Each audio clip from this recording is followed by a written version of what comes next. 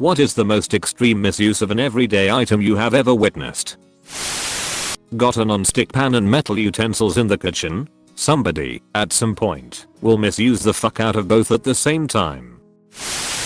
Many years ago, my cousin was a doctor at a teaching hospital in my city. He came back from work one day and told us, he was staying with us at the time, that some guy had tried to use a lawnmower to trim his hedges.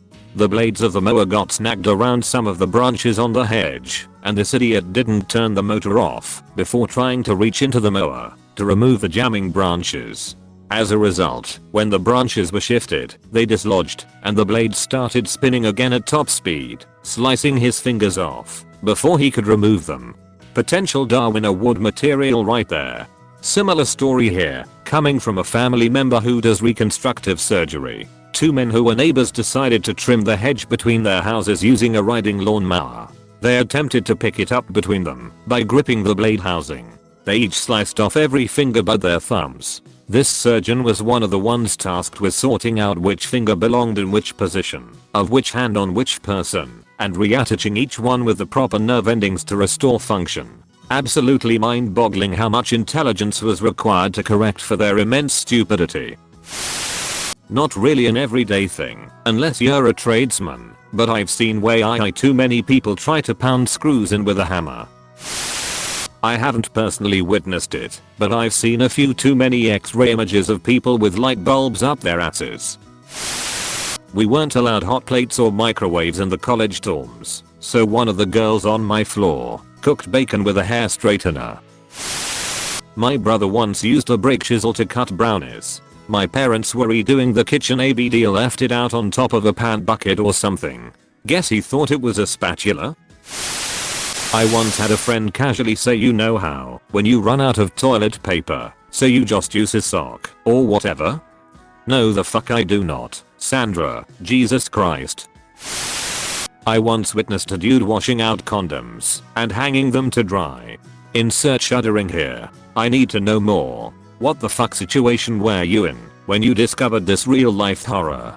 It was the morning after a party. I got up to the sound of water rinsing on the bathroom floor. I have way too silent steps for people to notice me, hence he had no clue I was standing in the door as he took these three bad bully boys and clamped them on a line. Point I lost my shit and growled like a pea just jumped, and that's actually all to it. Point we had breakfast. I left him 3 sealed poppers on the counter and went home to die laughing. I hope he isn't embarrassed. I wouldn't be. Tough times need tough measures. And having no money, but being horny is a real crutch. Point and yes, I asked him if he knew they aren't reusable. His response was drier than the preservatives. I did it before, until now no one got pregnant. I had an extreme itch in my ear and no Q-tip. The closest small object that would fit in my ear was a screwdriver, so I used it. I ended up cutting my eardrum and had to go to the doctor. I can't say I regret it though. It was satisfying to finally get rid of the itch. When I was a kid, my mother used a pasta spoon to clean the cat litter box. I thought this was normal because it was the only way I'd ever seen it used. Then, years after our cat died, I was eating dinner at a friend's house when the mom grabbed the same kind of utensil to serve spaghetti. I freaked the fuck out and shouted, "Why are you serving food with a poop scoop?" They were so confused and I couldn't eat my dinner because I was so disturbed. We were not great about cleaning the litter boxes regularly growing up. Clumping cat litter gets real stuck if left too long, and we broke a few scoops before just a metal slotted spoon. Worked well but took a lot longer. Now that I'm an adult I clean my only cat's litter box every other day. Amazing how little they smell when you take care of it properly. My mum used a pasta scoop as the poop scoop for the dog. One summer, the dog came to stay with me for a few weeks, and my housemate's mother visited and tidied the house up a bit and moved things round. It took a week before I found the poop scoop in my cutlery pot. I screamed. I binned everything I couldn't bleach and boil. I still feel sick 2 years later. And also very bemused at how disgusting she thought I must be to have a spoon quite so grimy and stinking left in the porch in a sealed Tesco bag, surrounded by dog poo bags and other canine accessories.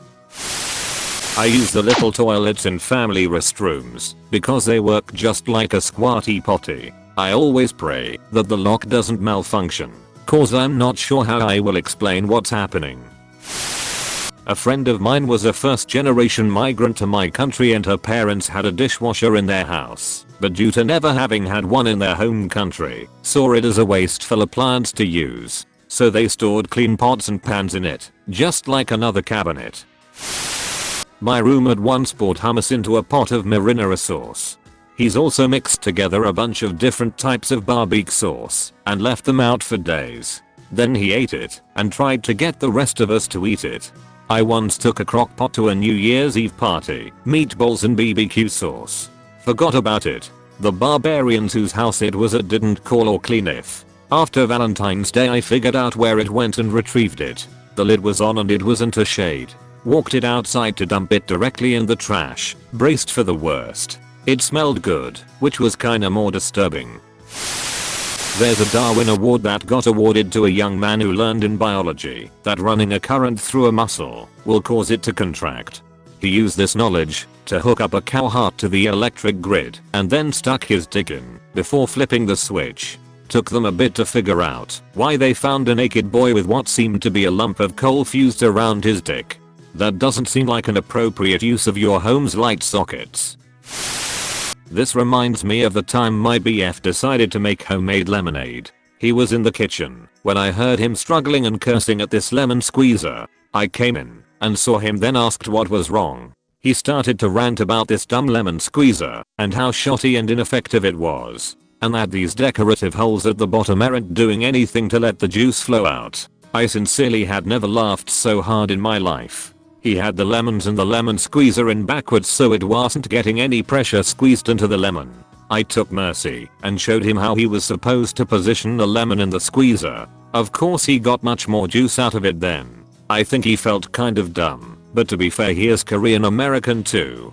His family probably never made lemonade growing up, or use lemons in general, since it's not used much in Korean food. Although now anytime something doesn't seem to work one of us will ask if it has decorative holes. Edit. It was one like this. He put the cut lemon in with skin side down, so there was some lemon juice coming out but not like if you turned it the other way. This guy Frank uses a knife to cut his toenails. He calls it his toe knife. When he frequently botches the job he then used socks or trash, basically whatever is around, to stop the bleeding when there is not a glove available. He calls them cut gloves. Really weird dude. I used to work at a golf course doing lawn maintenance. We had a fella on our crew that was older and well, not the brightest. He was kind of a loner, so we just let him be most of the time. One day, I saw our guy mowing some large berms with one of our push mowers. To save time, I guess, he left the mower running, then picked it up to put in the back of the truck. He still had all his fingers, but the truck tailgate took a good hit. I didn't witness this, but I read it in a newspaper article a few years ago. It was this article about life hacks and such, and basically what happened was there was this hack going around about how if you put your toaster on its side, slide in 2 slices of bread with cheese on top and toast them, you get toast and grilled cheese all at once. Apparently, this lady tried it and the melting cheese set her toaster on fire. The whole thing went up and nearly burned her entire house down.